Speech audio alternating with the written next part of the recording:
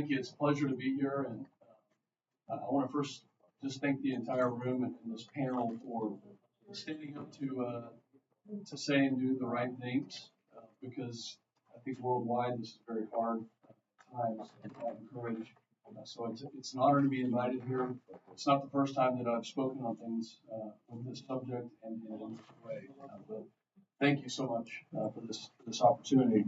And let me also say that the relationship that we have with Pakistan is very good, but we also want to get things right and advocate.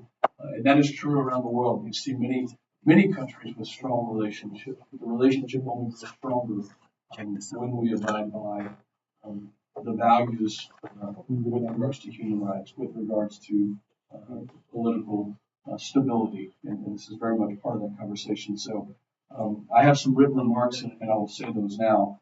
But I know that those gathered here today share my desire to see a Pakistan that upholds our shared democratic principles: free and fair elections, freedom of expression, and the rule of law. And these are not just ideals, but they're fundamental rights that must be protected. The brutal crackdown on peaceful protesters last November that resulted in numerous casualties and mass arrests is a stark reminder of the challenges facing Pakistan's democracy, and it stands in contrast to the values of a free society.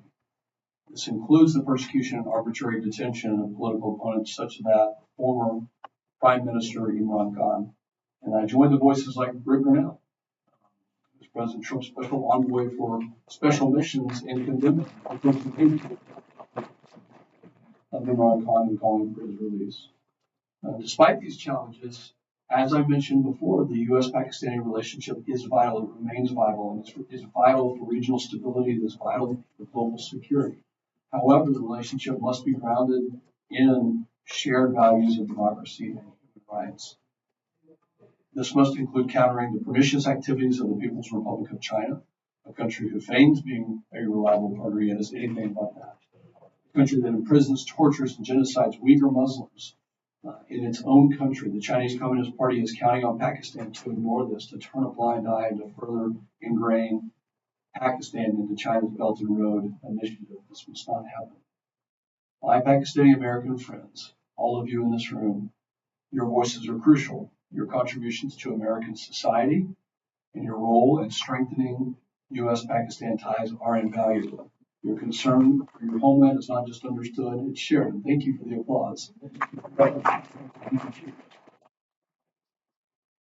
Let me finish by saying, I look forward to working with the incoming Trump administration to reaffirm the U.S. commitment to you, the Pakistani American community, to pursue a free, fair, and democratic Pakistan and to usher in a new era of U.S.-Pakistan relationship. Thank you.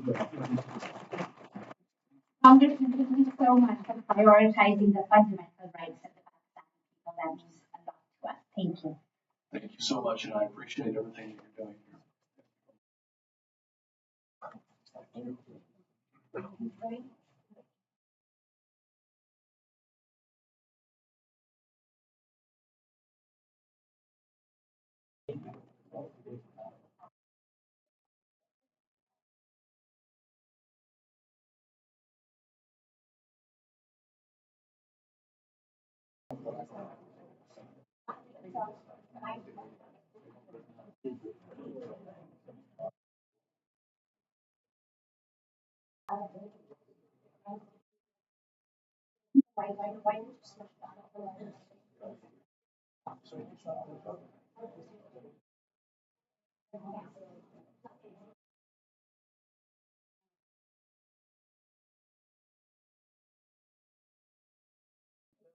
Yes.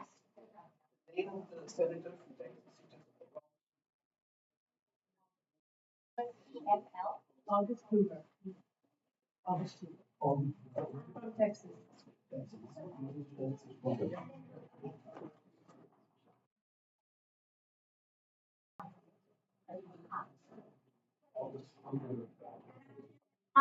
you all so much for coming. My name is Mehlaga Sabani. I am director at the Community Alliance for Peace and Justice, an advocacy group that seeks to improve U.S. engagement with Pakistan in ways that prioritize democratic norms, human rights, and the rule of law.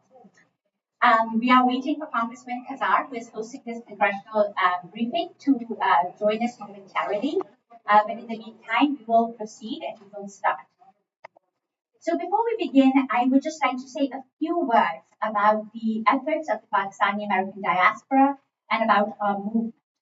Our movement is grassroots, and it is not about one particular political party. It is not about one particular person. This movement is about the principles of human rights, democratic norms, human rights, rule of law, democracy, and civilian control of the military. Unfortunately, over the past couple of years, these principles have come under increasing attack by Pakistan's military and civilian leadership, in particular from people like General Asim Munir and the Interior Minister Mohsin Naqvi.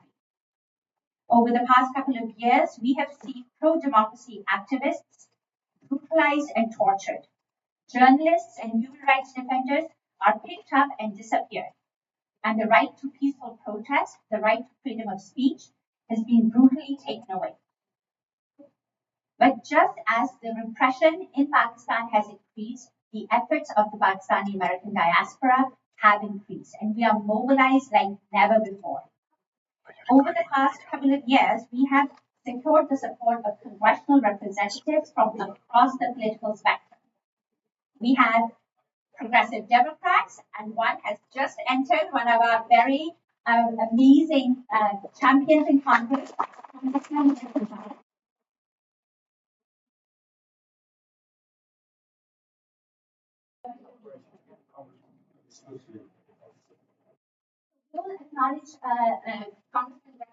You all know him, and I'm going to turn to Dr. Sarah Bilal, who will introduce him. Good afternoon, honorable members of Congress, legislative staff members, and ladies and gentlemen. I am Dr. Sarah Bilal, and I'm representing First Pakistan Global. I would like to welcome you all today to this congressional briefing, which is held by and hosted by Congressman Greg Khazar. I would like to express my deepest and sincerest gratitude for you being the holder of democracy, supporting democracy, human rights across the globe, including Pakistan. Congressman Greg Khazar has spearheaded several congressional letters, including the letter to President Biden and Secretary of State, and he has been a huge supporter of Pakistani diaspora and their efforts towards restoring democracy to Pakistan. Today, we will be discussing the Islamabad massacre, and we hope to achieve and enlighten people about what is happening in Pakistan, the ongoing crisis, the military destabilizing the country, and dismantling of the institutions. We will also hope to address potential sanctions against the individuals who were responsible for Islamabad massacre. Thank you very much, Congressman Greg Khazar. Everybody, please give a huge welcome.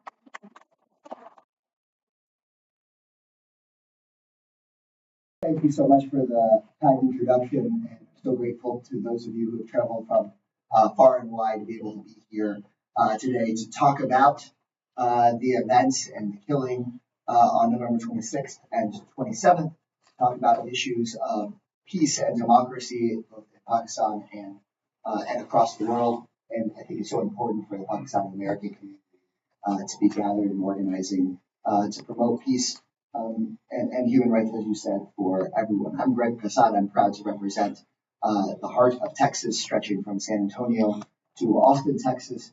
And while I really feel when I came into office focusing on issues of domestic policy, it's so clear that the way that the United States treats our partners and neighbors across the world impacts our everyday lives here in the United States.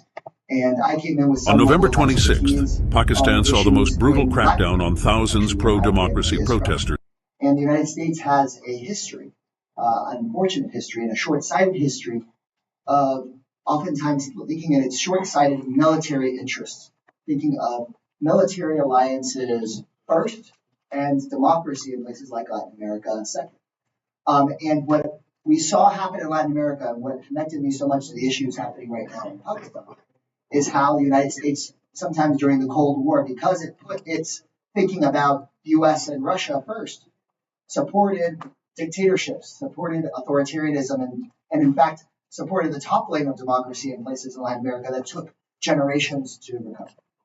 It did not serve the United States or people in America's own interest relative to the Cold War. It did not serve the interests of everyday people in Latin America. And in fact, destabilizing those democracies hurt our own democracy, hurt our own ability to work across the world for global prosperity, hurt our own ability to tackle the shared challenge of the climate crisis. It ended up not helping anyone. And similarly, as I've asked questions about what has happened here in Pakistan in recent years, I can see how the status quo of militaries supporting militaries first and not asking about democracy ever ends up actually hurting our own American people. I leave to the people of Pakistan the question of who to elect, how to run your own politics, whether your leaders agree with me or not. I know that Congressman included, we're both from Texas. We have very different ideas, but at the end of the day, the question isn't whether somebody in Pakistan agrees with Mr. Pfluger's ideas or agrees with mine. The question is, can the people in Pakistan choose their own path, choose their own future? And can they choose that future and be able to protest and demonstrate and vote for whomever they like without fear of repression, and even more importantly, in my seat as United States member of Congress, without fear of repression that is supported in part by our own dollars. And so my first action as it related to questions of U.S. and Pakistan relations was in 2023, when I led on a letter with Congresswoman Ilhan Omar asking that we do a review of the legality of United States military assistance in Pakistan, because we have a law. I don't believe this law should be applied anymore to our best friends versus our allies versus anyone else. There is just simply a law that says that U.S. military assistance does come with a condition, and that condition is support of human rights and democracy, because it is U.S. taxpayer dollars that should be going to supporting peace and security, not to hurting our own values and oppressing anyone of any political party, whether I agree with that political party or not. We then followed up in 2024 with another directive and question to Secretary Blinken. I did that work with Congresswoman Susan Wild, who is just an excellent member of Congress, expressing our concern about all of the reports of rigging in the elections. Again, we want to make sure that our role on the international stage is to make sure that we aren't saying, well, if somebody that the military is aligned with and an election is rigged, we're not going to say anything. If there's somebody that we're not aligned with and there's rigging, we are going to say something. No, the United States wants to have credibility around the world. Then we need to call a fair election, whether we agree with the results or not. An unfair election, an unfair one, whether we like the results or not. Of a country with so many people, with such a history, with such ties back to the United States, it's so important for us to be consistent. And so I and other members of Congress are willing to hold leaders of our own party to that standard of being consistent, with saying we want free and fair elections, and we want all of our partners and allies to be held to that basic standard.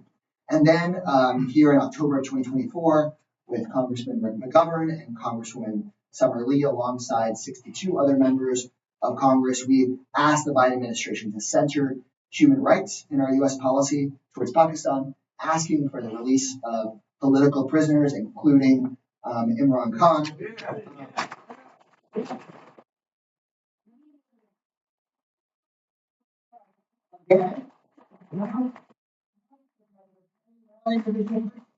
It could be anyone that was running for office. It could be in any country that we're partners and allies with. This isn't about picking on anyone, picking on any country. It's about just basic fairness. And so, in my view, there is a growing number of members of Congress that are aware of what is going on in Pakistan. I appreciate that there is an increasing bipartisanship on this issue that doesn't have to do with us having an outcome that we want, other than peace and democracy and self-determination. Because if there's peace and democracy and self-determination in the developing world, then that is good for people who badly need it in that country, but also good for our long-term interest. We can't be thinking that people being under the United States thumb is actually good for the United States. It's better for people to be free And that is ultimately what's better for our own constituents as well. So thank you all so much for having us.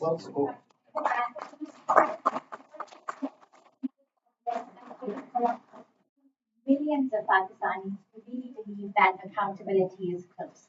Thank you so much. We really appreciate you hosting this congressional briefing and for, especially at a time of such great and intense military authoritarianism in Pakistan. Thank you. Thank you. And I'm also really just a warm-up act for ranking membership. He's done this for so much longer. Absolutely. This is my favorite congressman, Congressman Jim McGovern, who is also the co-chair of the Tom Lantos Human Rights Commission.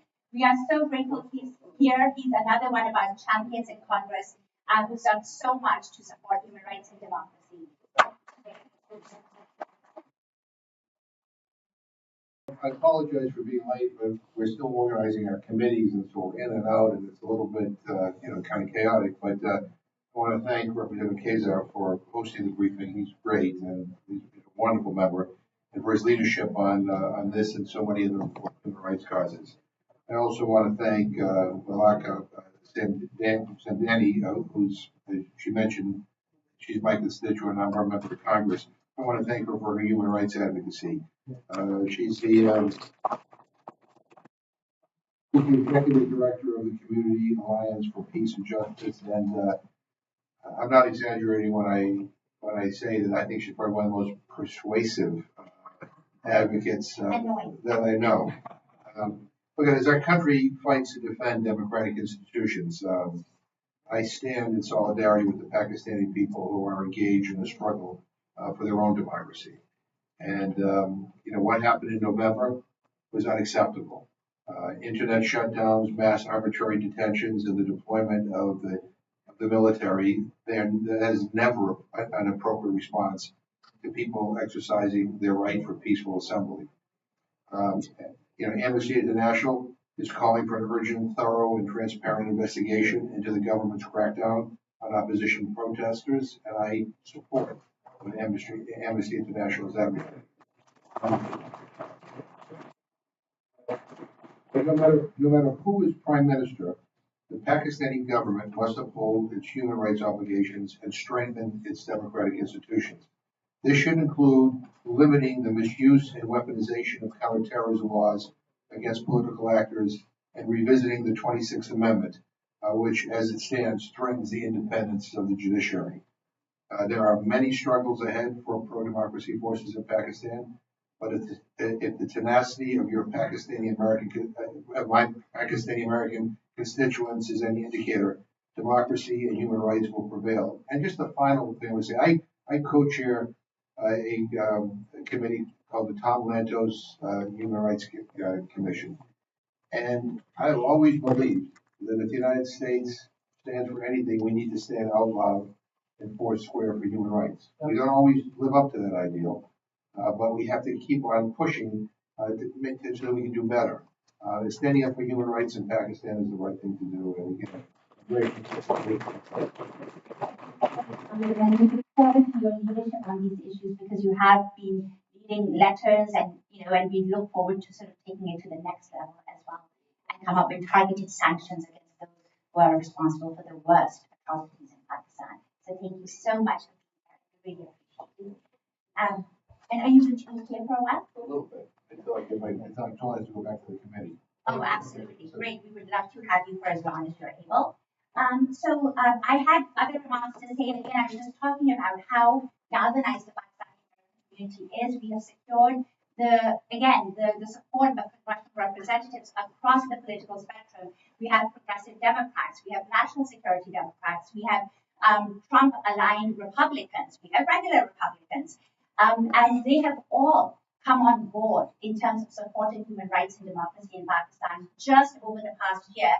Even though we're a nascent movement, we're just getting started, but just over the past year, after Pakistan's flawed elections that were massively rigged, 368 congressional representatives voted on the House of the Floor to support House Resolution 901, calling for an investigation into those elections. And then there were a flurry of letters, right? There were almost 100 congressional reps who called for the release of Imran Khan and all political prisoners who are detained illegally, as the UN and Amnesty International have told us. And then in October, led by Congressman Jim McGovern, Greg Kazar, and Samali, we had 62 congressional Democrats sign off calling on the Biden administration for targeted sanctions against people like General Asim Munir.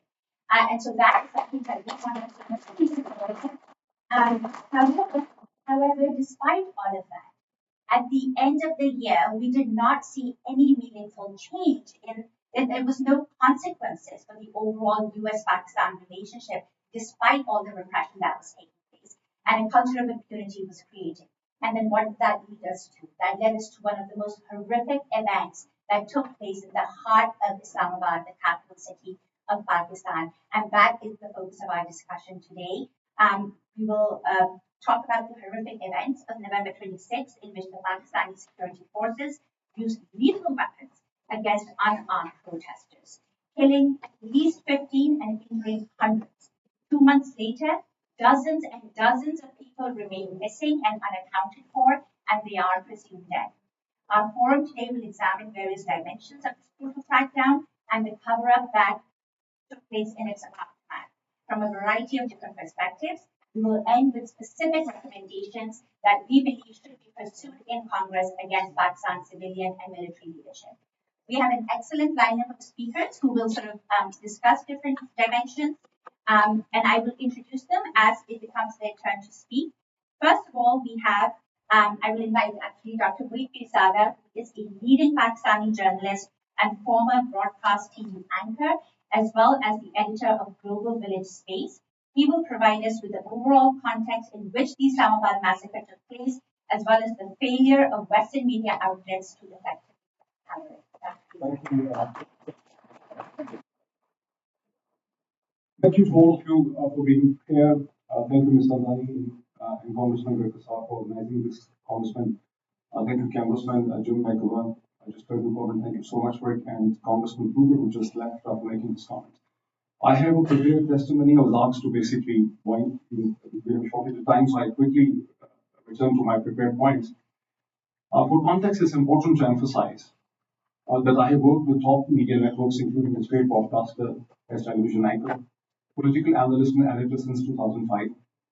I have written extensively on Pakistani politics and have been founder editor of print and online publications. Before media, I worked for more than 10 years with Federal Government of Pakistan. These roles have provided me meaningful access to the top civil military, decision makers, politicians, legislators, and judiciary of Pakistan. Honorable Congressman, while Pakistan has been defined as a state moving from crisis to crisis since its inception, the Islamabad massacre of November 2024, in which hundreds of people were shot, literally at the gates of its Parliament and Supreme Court, and bodies made to disappear, like the Banana Massacre in Colombia of 1928, was unprecedented even in Pakistan's troubled history. This represents a clear and present danger for US interests in South and Central Asia, and the growing instability, Congressman, is increasing immigration pressures towards Europe via Mediterranean. Asylum applications are also piling up in the US Gulf from Pakistan. Honorable Congressman and fellow gentlemen, but we have not reached this dangerous situation overnight. Pakistan, a nation of almost 250 million, fifth largest in the world after China, India, China, United States, and Indonesia, second largest Muslim nation, and the only Muslim country with nuclear weapons, with almost 1 million trained men in uniform in arms, is increasingly on boil since a military-led regime change operation in April 2022 against the government of Prime Minister Imran Khan.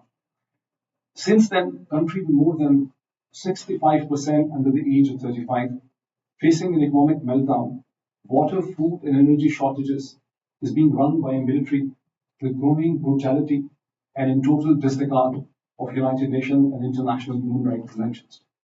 Since April 2022, while ports have been made to collapse, more than 20,000 men and women have been arrested, hundreds have been tortured, journalists, lawyers, human rights activists, and poets have been abducted, forced to go underground or seek protection in Western democracies like myself.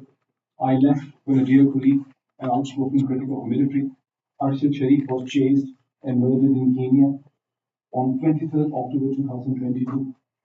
10 days later, an assassin almost murdered Imran Khan, the former Prime Minister and country's most popular leader. But both criminal acts, Congressman, to this day have not been properly investigated. Biden administration, for reasons not understood, completely ignored the crisis developing in Pakistan. Attention was repeatedly drawn by Pakistani American community to brutal suppression of opposition, gross human rights violation, silencing of media, muzzling of courts, and internet shutdowns. But Biden administration kept on dodging the questions and thus tacitly encouraged the Pakistani military to continue with its reign of terror. Congressman, in November 2023, while reminding Representatives Rektasar and Ilhan Omar wrote to Secretary Blinken to review if United States security assistance is contributing to human rights violations.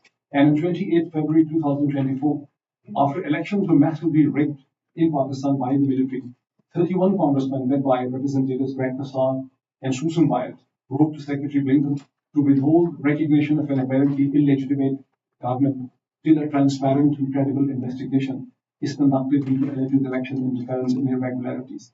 In June 2024, in an unprecedented move, United States Congress and House Resolution 901 affirmed its support for democracy and demanded investigation into election irregularities and interference by the military.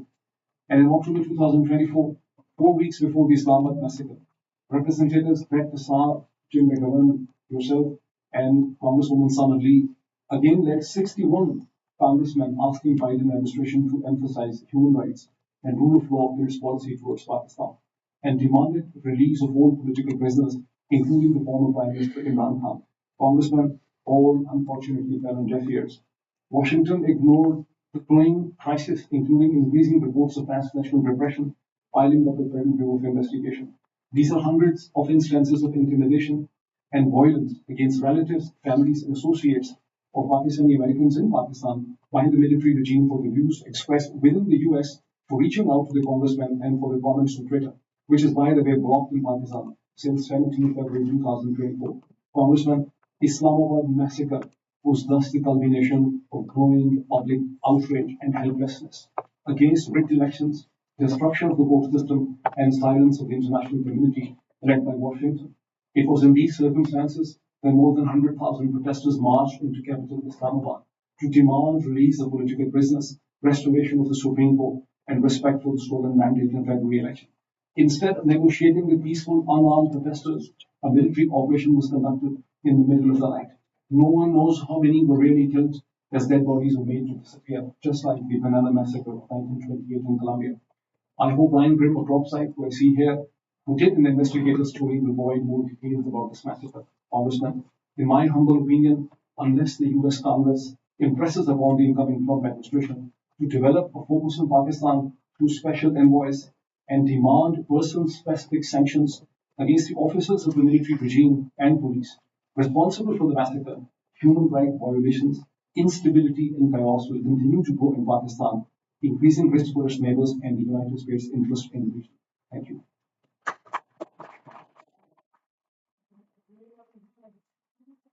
Analysis and for that context.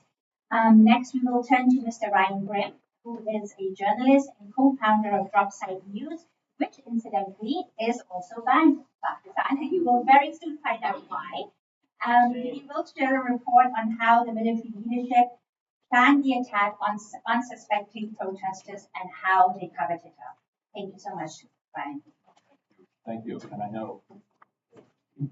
And I know that in Pakistan, VPNs are very popular, so the ban on Dropsite is only so effective, so it still gets out there. What I'm going to do is read a decent amount of the article into the record here, just so that so it exists here. I don't really think it's my place anyway to tell people in Pakistan, how they ought to run their internal affairs. That's for Pakistanis to determine. What I can do is reveal what information I can with my colleagues in a journalistic capacity, and then I can encourage my government to try to not make things worse. But beyond that, we believe that the people who are in Pakistan or who have a connection to Pakistan. So Let me read the story that my colleague Murtaza and I are saying. I'll skip over some of the journalistic filler, but we can get to the important parts. The headline was leaked information reveals Pakistan Army planned brutal crackdown on protests, including live fire and subsequent cover-up. The Pakistan Army planned to carry out a lethal crackdown on supporters of the imprisoned former Prime Minister Imran Khan in November, according to a source inside the Pakistan Army, confirmed by a second source with knowledge of the planning. The revelations of the government's multi-stage plan, which included a communications blackout, snipers, tear gas armed soldiers, strategic blockades in the heart of Islamabad, and the use of live ammunition, shows the level of alarm Pakistan's military government feels about supporters of Khan's PTI. Yet at the same time, the chilling details revealed by the source, we are providing activity due to the likelihood of reprisal. Along with the government's repeated denials of the details of its operation, suggests it remains confident in its ability to crush dissent and break the back of the pro-PTI movement. A second source with knowledge of the planning independently confirmed the outlines of the Army source's information. If I can just pause he will go on, sir. There's a lot to cover here. That covers it. No, there's a lot to cover, and I'm sure the Congressman has other meetings to attend to. So thank you so much for coming. Congressman Frank Cologne, we really appreciate you being here and to express your views on democracy and human rights in Pakistan. He's our congressman from New Jersey. Oh, well, thank you. And I don't really have a lot to say, but and you probably heard it from some of the others, but let me just comment a little bit. I think some of you may know or may not that I have I don't want to say large, but I'll call it a large Pakistani American community in my district, which is in the central part of New Jersey, near New Brunswick, where Rutgers University is. We have a number of mosques, and I try to frequent them when I can, particularly on the religious holidays. But I just wanted to say, I value democracy in general, and I know that there have been times in the history of Pakistan when we haven't had a complete democracy, but I still think of it as a very vibrant democracy, and that the people deserve to be able to have fair elections and elect leaders who are going to be responsive to them, which I think is only the case when you have a democracy. If you have an authoritarian regime or a military regime, they're never going to be responsive to the average person the way the democratic elected leader is. So when I heard from some of my constituents about the election in February of 2024 and what happened, it was very upsetting to me.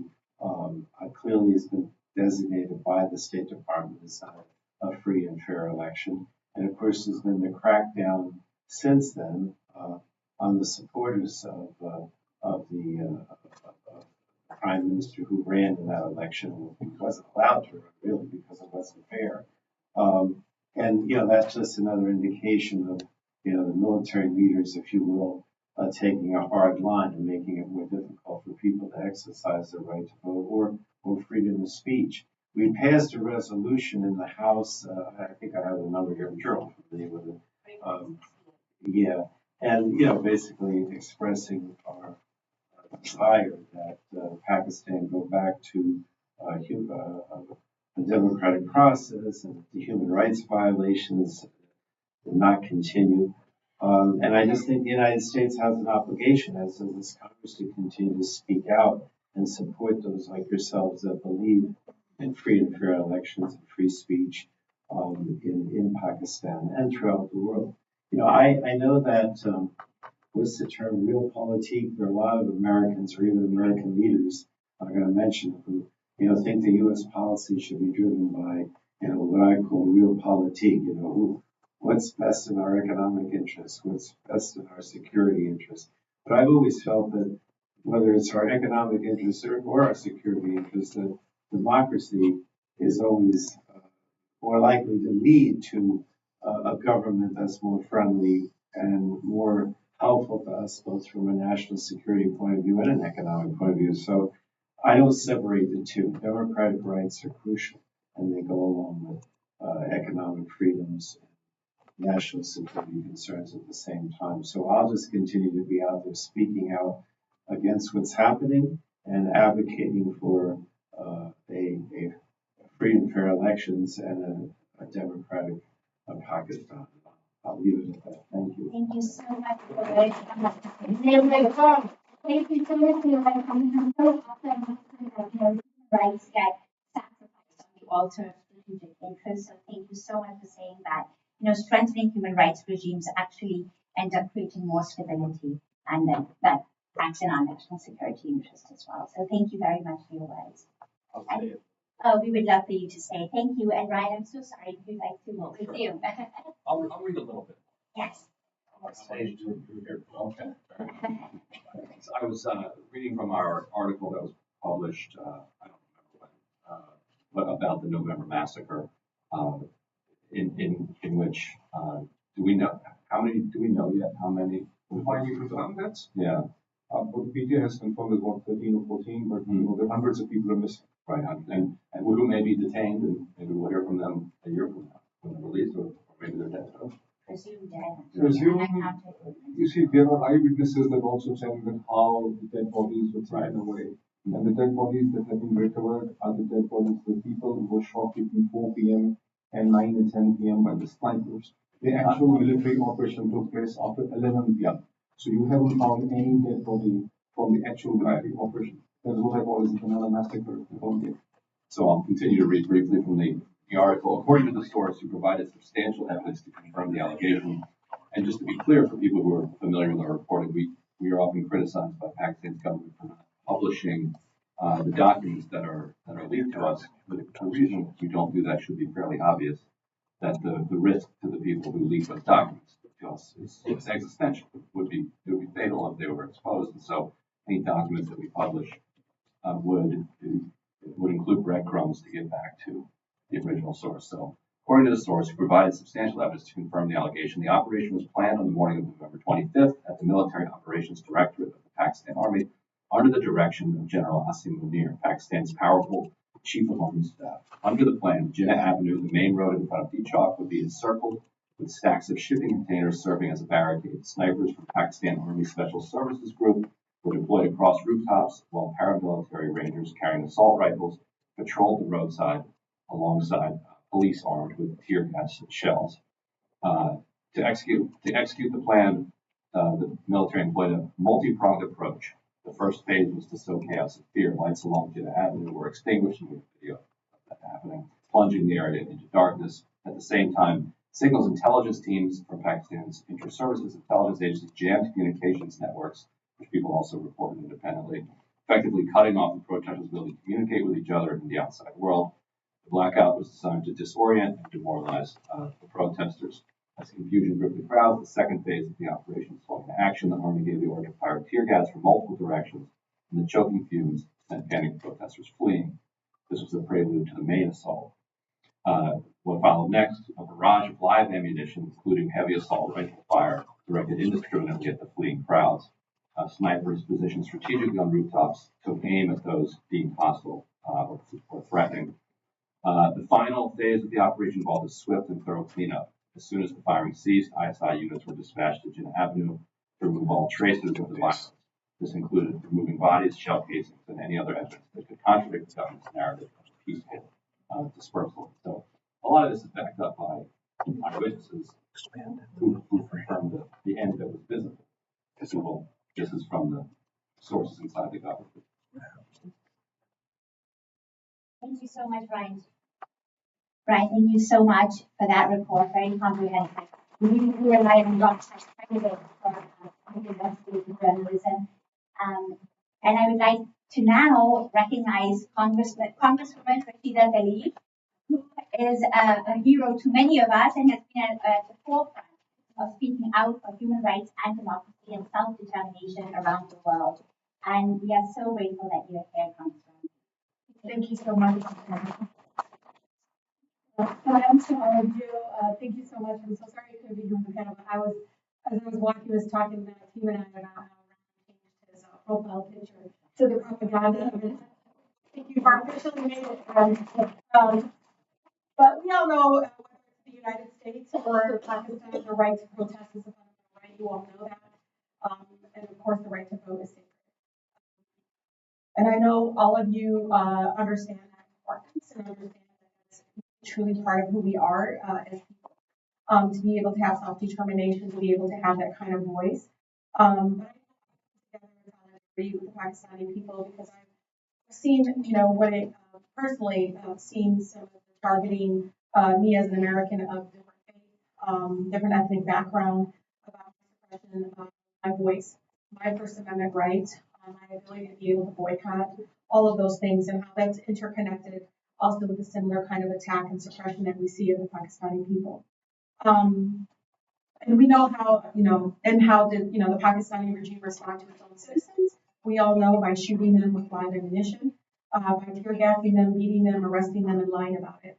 Again, I've also seen that right here in our backyard with protesters and the current president sending out, National Guard and military folks to go out there against suppress that kind of movement to be able to have a voice and speak up. But we know these anti-democratic measures very much are dangerous. We know that it will lead to, the imprisonment of political opponents, as we saw, and so many others. I've heard of journalists, people that even work at NGOs have been targeted simply for trying to protect the Pakistani people and people that are speaking out.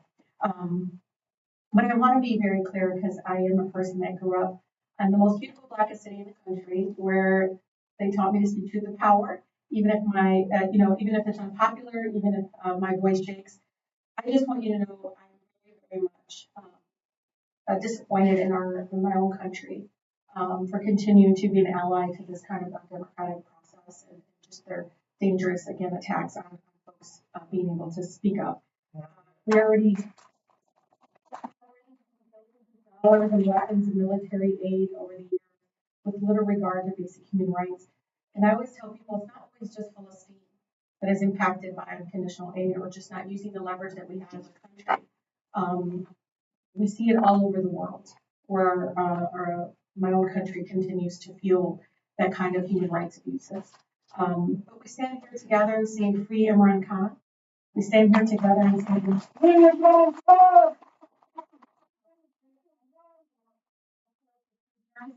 We stand together again and say that the Pakistani people deserve to be able to choose their own leaders in a free and fair democratic process.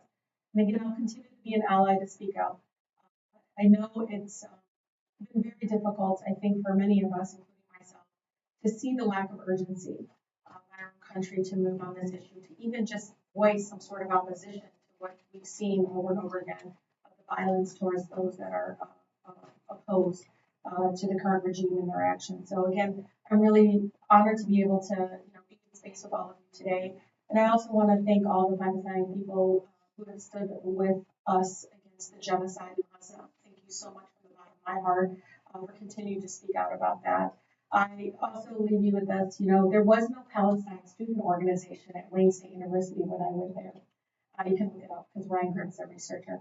I joined the Pakistani Student Association. Honestly, all the Aussies thought I spoke Urdu. I would say I'm laughing. I picked up some stuff, but I just want you all to know, for 4 years I was a member of the Pakistani Student Association. But now, there's a lot of great, wonderful Palestine organization. Even then, it was incredibly hard to be an activist on Palestine on campus. It's even, obviously, you see it's even more difficult. But the courageous students and captains and things that we've seen across our country is so incredibly inspiring. But thank you so much for allowing me to be in space with all of you today. So nice. Thank you. You are an honorary Pakistani, and for a profile in courage for all of us, and for everything that you are going through and what Palestinians are going through, and for you to sit here in solidarity with all of us means so much, and we are so incredibly grateful for your allyship. Thank you. And we hope that you will be able to stay for a little bit. Yes, for only as long as you can. I'll look at my stuff. I'm pretty sure. Thank you. Thank you so much. And so next, thank you, Ryan, for your remarks. And next, we will now turn to Mr. Jahad Said Khan, a senior fellow at the Atlantic Council and Emmy-nominated former NBC bureau chief in Afghanistan and Pakistan. Wajahat will speak about U.S. support for Pakistan's military institutions and its implications for Pakistan's democracy. Thank you. Thank you. Bismillahirrahmanirrahim. Honorable Congressman, Assalamu alaikum. Good afternoon.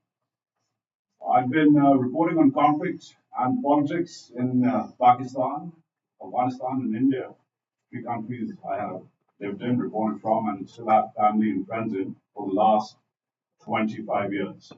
Frankly, I'm a fish out of water there in Washington. I really shouldn't be here. I should be back home in Pakistan. And yet, I can't be back home because home no longer feels like home.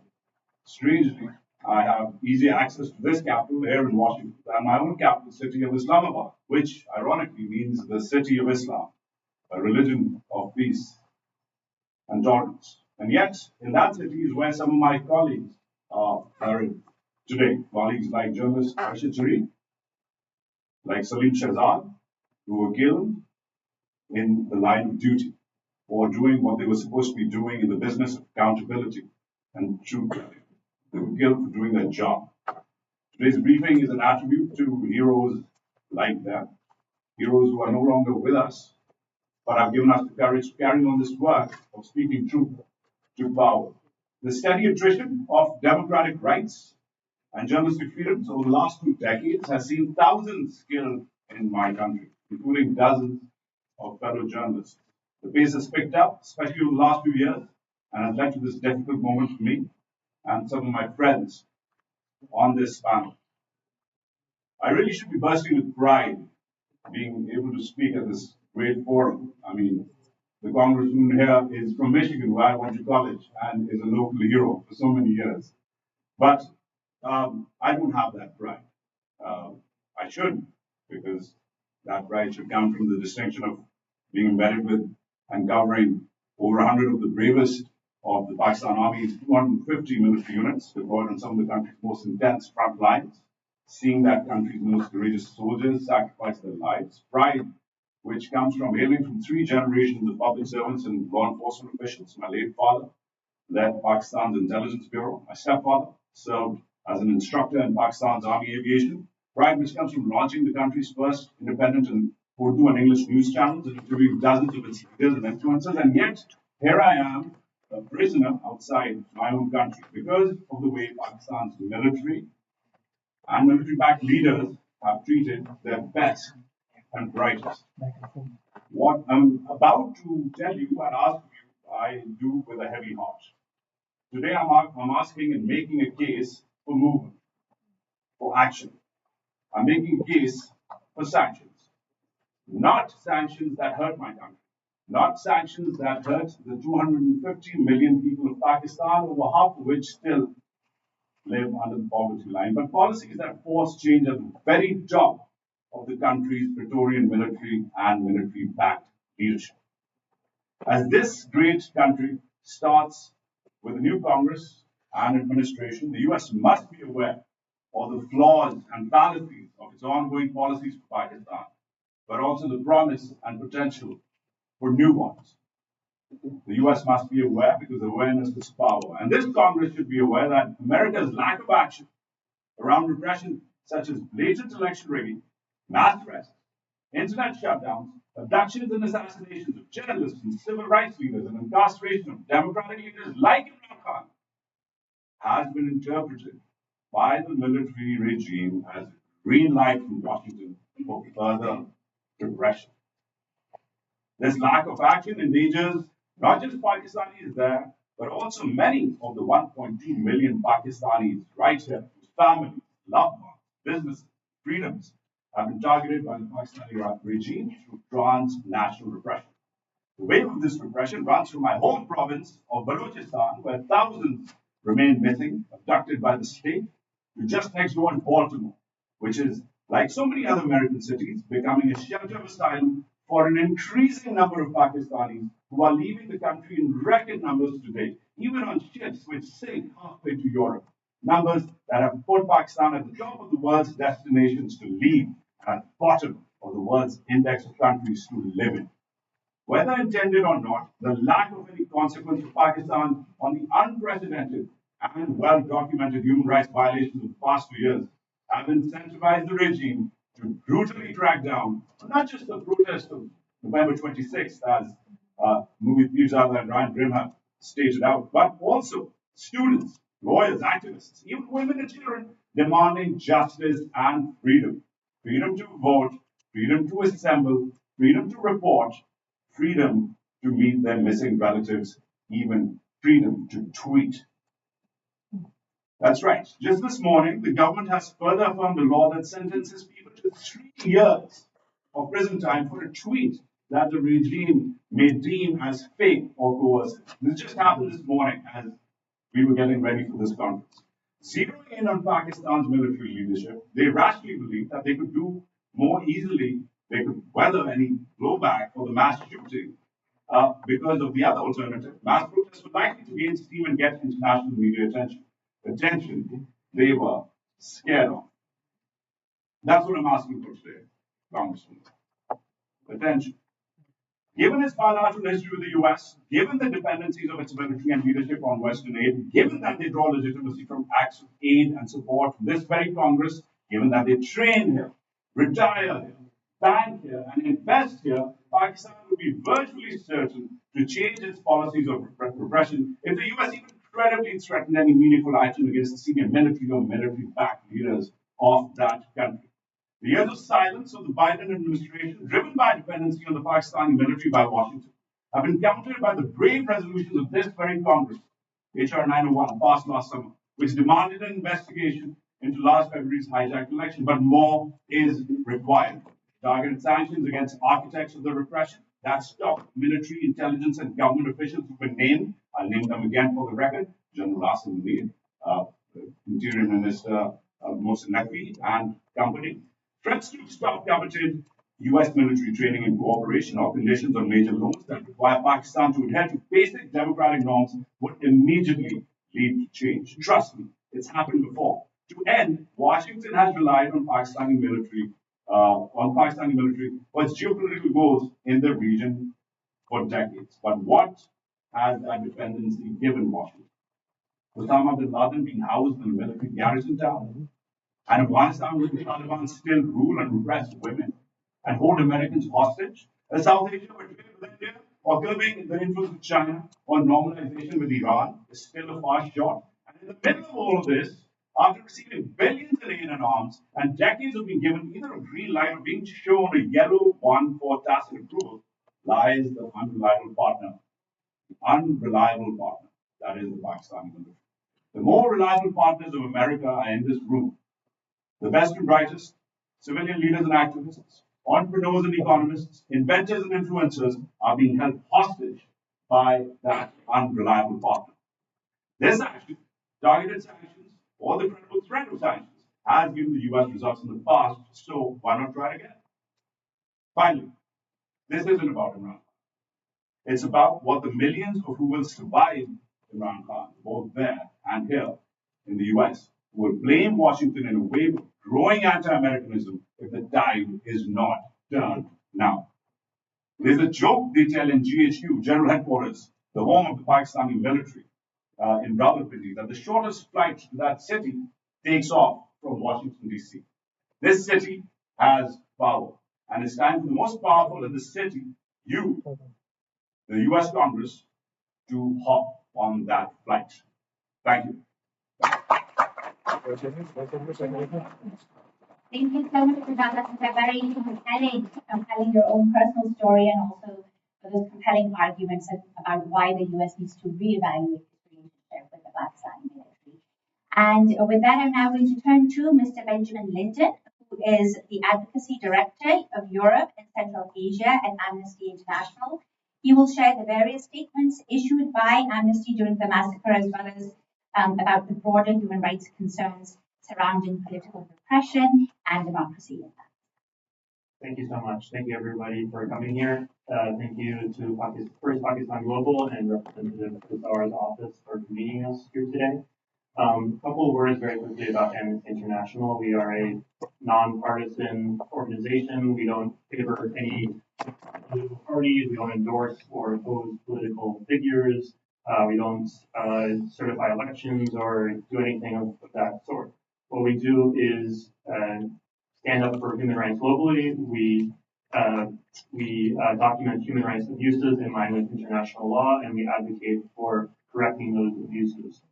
As it relates to Pakistan, I want to talk first about the context broadly within the country on the right to protest. We see generally a pattern of clampdown on protests and freedom of assembly, not just focused on PTI supporters. This is also the case specifically in the case of the Baloch National Gathering, for example, in July, where we saw use of live ammunition, and even this past weekend, a heavy crackdown by police against Baloch protesters in Karachi during what should have been a peaceful and was a peaceful political mobilization campaign. We've also seen anti-terrorism laws targeting other minority groups, including the Pashtun Taghuz movement and other minority groups, in what is really an affront to the freedom of association and peaceful assembly. The second area of context here that's being utilized in various parts of the country is the use of military force against civilians. The trial by military courts are conducted in complete secrecy with limited access to counsel or opportunity for defendants to prepare for their trials. It allows essentially no right to appeal. Even going back several years to 2019, we saw military trials being used against, just as one example, a human rights defender by the name of Idris Atak, and his trial by military courts, which was completely unfair and arbitrary, as is always inherent in military trials. He had worked for years as a human rights defender. He consulted with Amnesty and other human rights organizations. He remains in detention, and we have called for his release. In 2023, we saw, of course, the arrest of Imran Khan and his trial by military courts. The protesters that protested in the wake of his arrest were tried by military courts. 105 of them, to be exact, with the sentencing of 85 of them. 66 of those remain in detention. And it shows how the use of military courts is an intimidation tactic meant to chill freedom of assembly, and it is done selectively. Other protesters were sent to civil courts. So it's done selectively and arbitrarily as far as we can tell from the outside. Turning to the events of November 26th and 27th, we saw initial reports at the time of unlawful use of tear gas and shoot at sight orders being used against protesters. The exact figure of deaths and injuries is unknown due to the clampdown on information. I know the PTI has previously stated 12 protesters were killed. Today I've heard numbers a bit higher, and that's at least those initial 12 had their identities released by the PTI.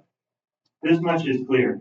There needs to be an independent investigation, and the government needs to engage seriously with the PTI's claims. Instead, what we've seen are restrictions on the media, shutdowns of major highways, blockades of cities, and mobile internet shutdowns in response to the PTI protests, which speak for a larger repression throughout the country of the right to protest. Reportedly, 4,000 PTI supporters were detained prior to the protests in November across the country, and 610 were arrested on the day of the protest. Releases of these detained has been scattered. There have been some reports, but it's difficult to put an exact number on those, and still many are certainly in pre-trial detention. As far as we know, they are being tried in civilian courts, but it's tough to verify in all cases. I'm going to wrap up here with some recommendations, and I would say for any Hill staffers here, or those that may work in the administration or may be watching online, I would certainly encourage you to echo and amplify these calls with regard to U.S. approaches to the Pakistani government. First, Amnesty is calling for a prompt, thorough, impartial, effective, and transparent investigation into the deaths and injuries of protesters and the unlawful use of force, including use of lethal and less lethal weapons by security personnel. So far, these calls have gone unheeded. And again, this is not just being targeted at PTI supporters. Second, we're calling for the immediate release of all protesters detained solely for exercising their right to peaceful assembly. And third, we are calling for the end of the use of military courts to try civilians. Thank you.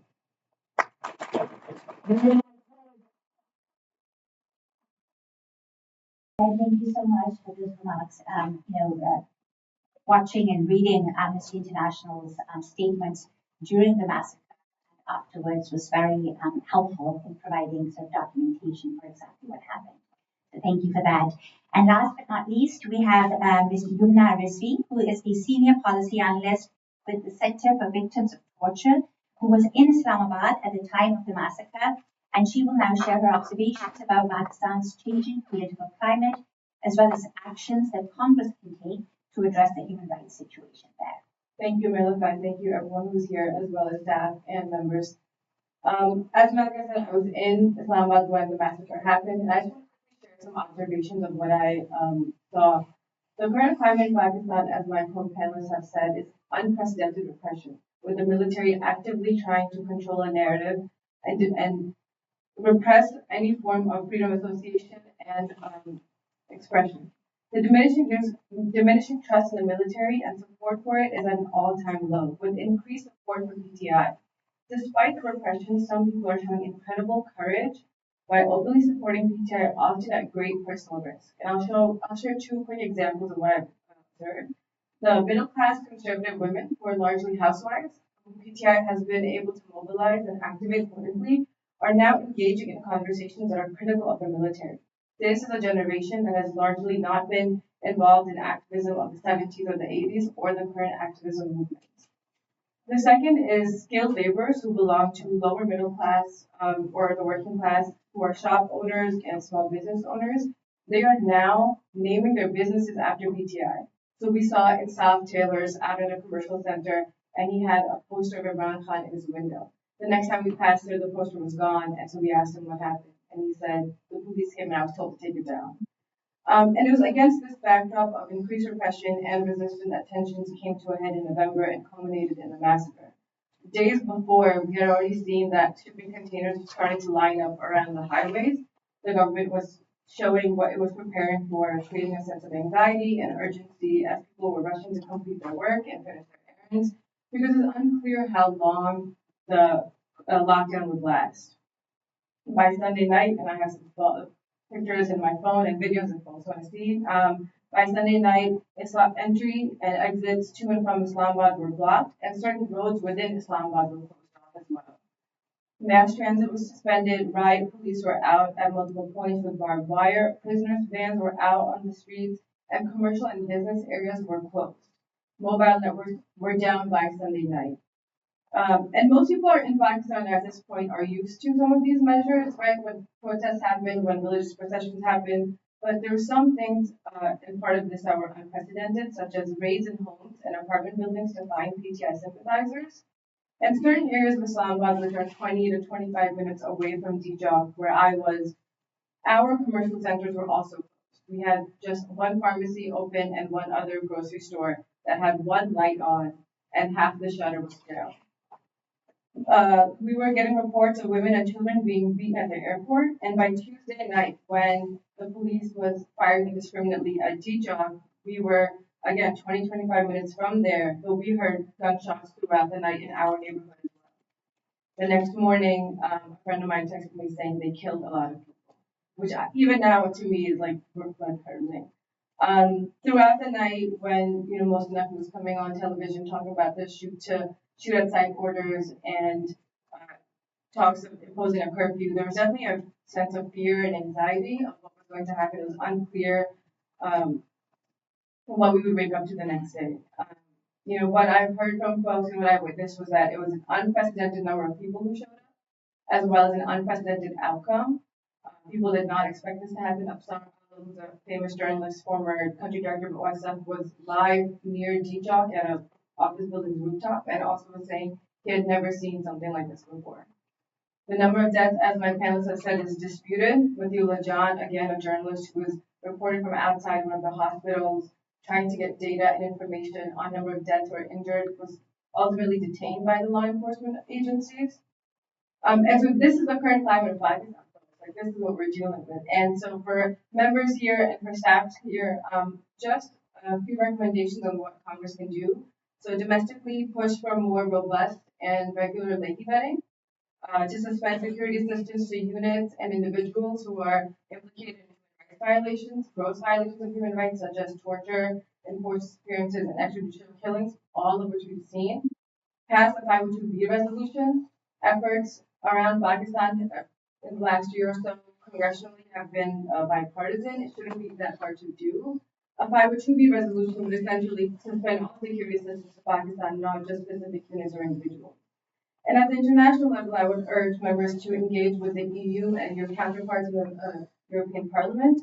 Pakistan is a recipient of the EU's GSP Plus preferential trade agreement. The GSP Plus status is conditional upon Pakistan's compliance with 27 international conventions on human rights, labor, environmental protection, and good governance, including the 9 UN core human rights treaties, of which Pakistan is a signatory of 7. The GSP Plus review takes place every 2 years. And in the past, revocation has been threatened because of Pakistan's human rights concerns, but Pakistan's continued to retain it. And so I would urge members to engage with the EU delegation here, as well as members of the International Trade Committee at the European Parliament and the South Asia Committee.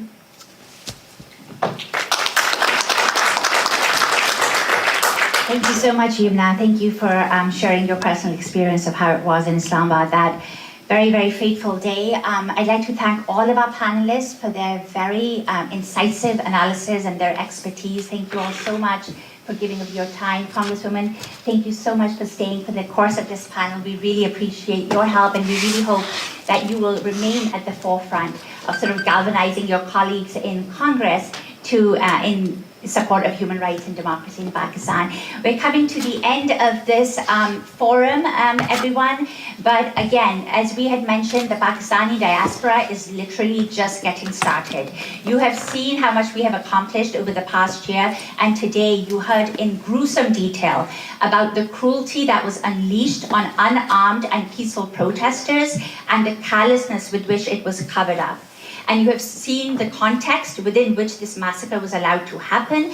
And you have also heard how important it is for the US government to now reevaluate its relationship with the Pakistani military. For far too long, our rights, the rights of the Pakistani American people and the rights of the Pakistani people have been trampled in pursuit of strategic interest. We cannot let that happen anymore. The perpetrators, the masterminds, the architects of repression in Pakistan are people like General Asim Munir, are people like Mohsen Naqvi. We have to name them, we have to shame them, and we have to build on the letters that we have come up with, or our congressional representatives have come up with over the past year.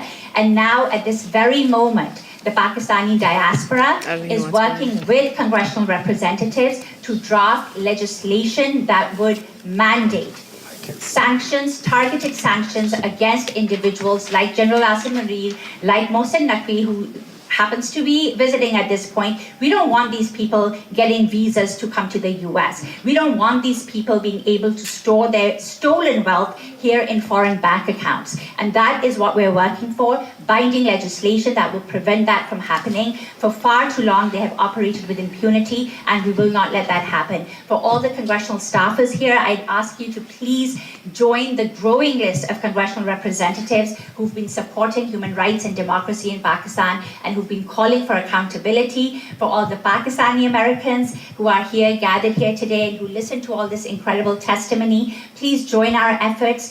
We are, again, just getting started, but we need to be consistently engaged. Just after 2 years of congressional engagement, you've just seen what currently happen. We have champions like Greg Kazar and their incredible aides, and everybody else who's here, championing our cause. And so we need your support, and we need the support of our representatives. Thank you all so much. If you have questions, our wonderful speakers will be here for a little bit longer. You can mill around with them and ask them questions directly. Again, thank you all so much for being here. Thank you.